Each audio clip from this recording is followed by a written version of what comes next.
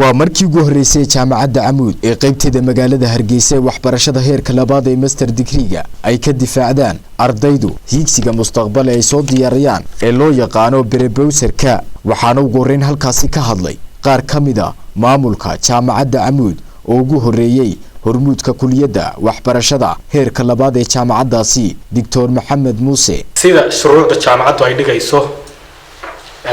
degree-ga labaad ama master's degree-ga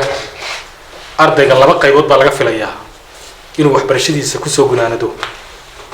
qaybta koowaad waxa loo yaqaan coursework waa waxbarasho 14 course ilaa 17 course inta u dhaxaysa ayay qaataan ardaydu way ka soo gudbeen marka marxaladda labaad waxa weeye ardaydu proposal-ka ay qoraan saddexda chapter ee ugu horeeya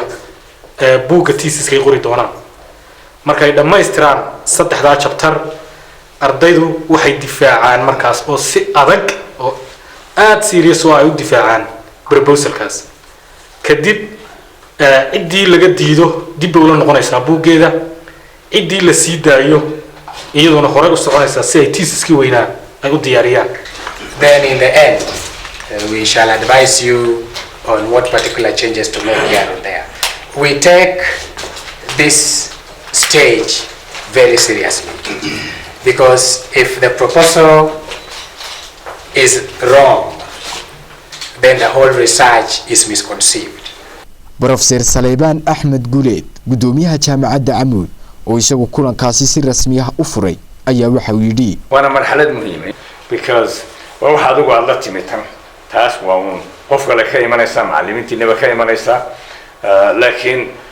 title-ka iyo proposal-ka iyo thesis-ka iyo internship-ka inta sameynaysan oo dhan waa inta wax lagu barto idinku cilmigiina inta aad apply gareysaan aad waxaad idinku leediin original aad la imanaysaan oo isku soo hagaajinaysaan cabiraysaan fikradiina mawduuca aad ka haysataan iyo sida u soo baadheen idinkuba arday fiican baa campus-ka ku jirta ardaydu way soo kaayimid marka idinku isku kalsoon ayaad ka bixi doontaan tanina waa yaro ka mid uun cashiradii aan dhigayna oo si public aynu afkaarta isku weydaaranayno gabagabadii ardayda ku jirta waxbarashada heerka labaad ee master degree-ga ee jaamacaddaasi bixiso ayaa iyagu halkaasi ku soo bandhigay isla markaana difaacanaya higsiga mustaqbaleed ee uu soo bandhigo ardaygu ee loo yaqaano Brewserka. Xamse Qurbaani, telefishinka qaranka Soomaaliland, Hargeysa.